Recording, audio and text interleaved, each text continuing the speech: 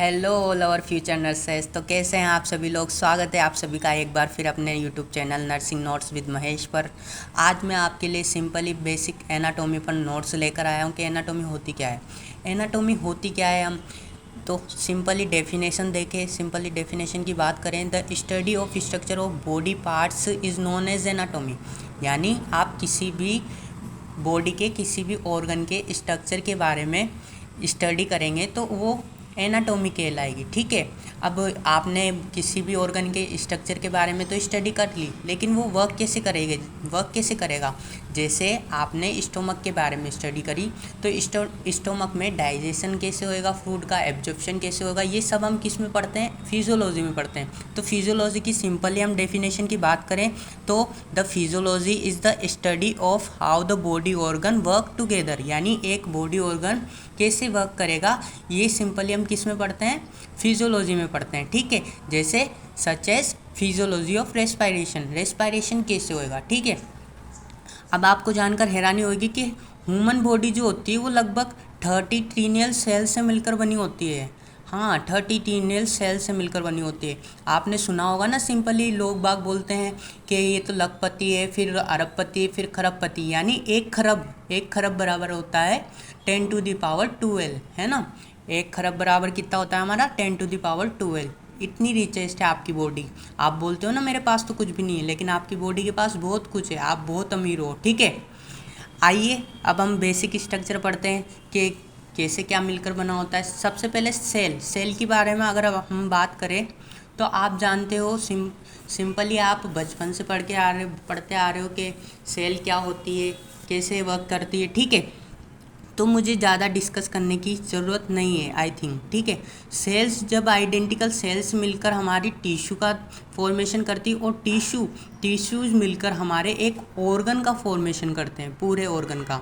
और ऑर्गन मिलकर हमारा सिस्टम बनाता है और सिस्टम मिलकर हमारे बॉडी का फॉर्मेशन करती है।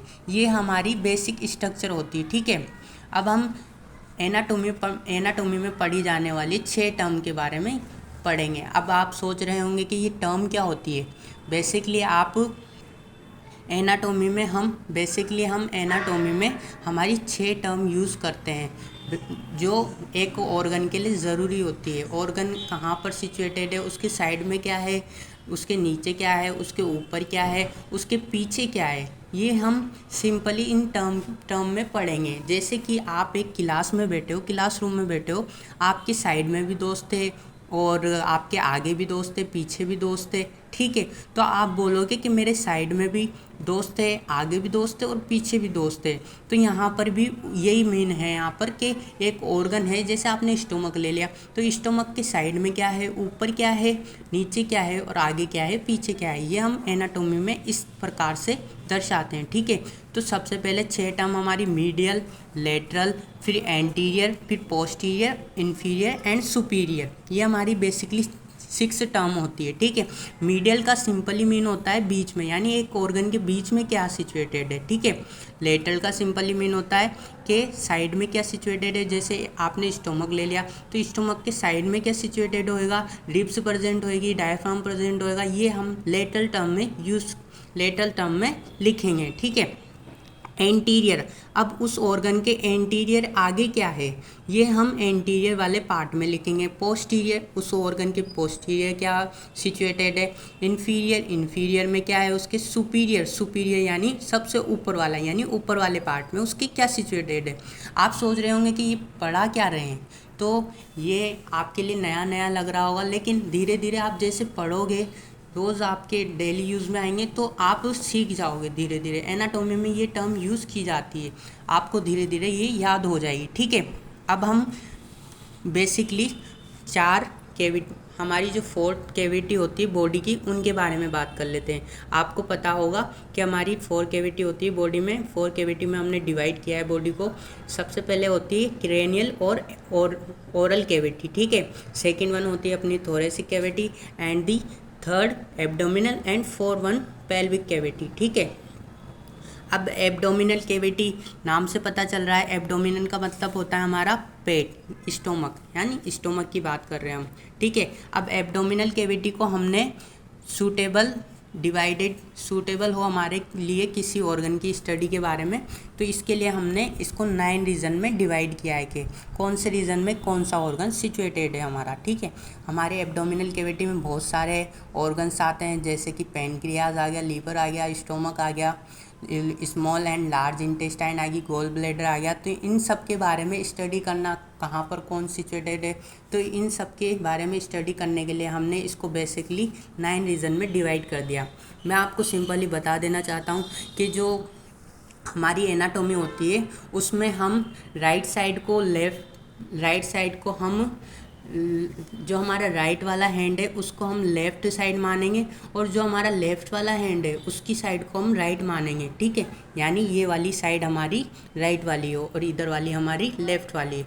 ठीक है, ये हमारे 9 रीज़न है, हाइपोकॉन्ड्रिक रीजन, एपिगैस्ट्रिक रीजन और लेफ्ट हाइपोकॉन्ड्रिक रीजन। एपिगैस्ट्रिक का सिंपली मीन होता है कि स्टोमक के ऊपर वाला रीजन। अम्लाइकल का सिंपली मीन होता है कि स्टोमक के बीच वाला रीजन। यानी आपने सुना होगा ना, नाभि वगैरह बोलते रहते हैं, आपका जन्म होता है नाभि कोड वगैरह बोलते हैं, तो ये अम्लाइकल वही है। ठीक है, और बीच वाला पार्ट आपके स्टोमक एब्डोमिनल कैविटी का बीच वाला पार्ट। और हाइपोगैस्ट्रिक का मतलब होता है सबसे नीचे वाला, स्टोमक के नीचे वाला। ठीक है, अब इधर की साइड राइट है तो हमने राइट हाइपोकॉन्ड्रिक बोल दिया, फिर epigastric region, left hypochondriac region, फिर ये वाला लंबर रीजन होता है हमारा। तो इधर की साइड राइट है तो इसको हमने बोल दिया राइट लंबर रीजन, फिर अम्लाइकल रीजन और फिर लेफ्ट लंबर रीजन। ठीक है, नीचे वाला हमारा इलियक होता है तो राइट इलियक रीजन, और उसके साइड वाला हाइपोगैस्ट्रिक और लेफ्ट इलियक रीजन। ठीक है, ये 9 रीज़न आपको ऐसे के ऐसे याद करने हैं। ठीक है, आप जब एनाटोमी पढ़ोगे, किसी ऑर्गन के बारे में पढ़ोगे, जैसे आपने स्टोमक ले लिया तो स्टोमक कौन से रीजन में आता है, तो आपको लिखना पड़ेगा epigastric region, left hypochondriac region and umbilical region में हमारा स्टोमक आएगा, है ना। ये आपको लिखना ज़रूरी है, एनाटोमी में लिखना ज़रूरी है। और ये आपकी 6 टर्म भी आपको एनाटोमी में यूज़ करनी पड़ेगी कि और उस ऑर्गन के आगे क्या है पीछे क्या है, यानी ऑर्गन एसोसिएटेड आपको लिखना पड़ेगा। जैसे जैसे आप एनाटोमी पढ़ोगे आपको सब समझ में आता जाएगा। आपको ज़्यादा दिक्कत लेने वाली ज़रूरत नहीं कि मैं तो हिंदी मीडियम से हूँ, कैसे क्या करूँगा, मैं बीएससी नर्सिंग कैसे करूँगा। तो अभी से होपलेस होने की ज़रूरत नहीं है। मैं भी खुद एक हिंदी मीडियम का स्टूडेंट हूँ, लेकिन जैसे जैसे आप पढ़ोगे, आपने डिटर्मिनेशन कर लिया कि मुझे तो करना है, तो हो जाएगा। बेसिकली इतनी कोई प्रॉब्लम वाली बात नहीं है। ठीक है, तो होपलेस ना होइए।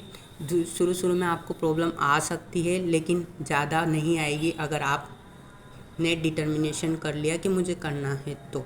ठीक है, तो थैंक यू वॉच करने के लिए। एक बार आप नोट्स को देख लीजिए और इनको उतार लीजिए, और आपको जिस भी टॉपिक पर नोट्स चाहिए आप मुझे कमेंट कर बता दीजिए। मैं उस टॉपिक पर आपके लिए अच्छे से अच्छे नोट्स बनाने की कोशिश करूँगा। Thank you for watching.